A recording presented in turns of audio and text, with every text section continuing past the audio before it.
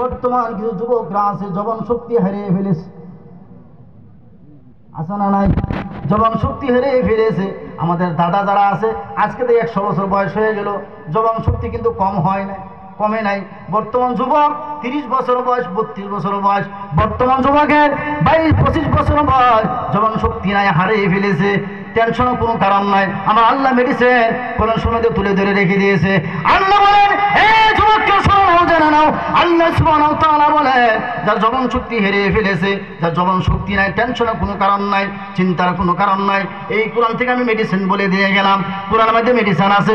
ডুমুর ফল এই যুবকে যদি নিয়মিত যদি খেতে পারে, সকালে একটা খেতে পারে, বিকালে একটা খেতে পারে, রাত্রি একটা খেতে পারে, আল্লাহ পাক রব্বুল আলামিন যৌবন শক্তির সমস্যা থেকে আমার আল্লাহ সমাধান দিয়ে আমার আল্লাহ এই রূপ থেকে চির বিদায় দিয়ে দিবে। চিৎকার দেয়া বলা যাবে কি সুবহানাল্লাহ।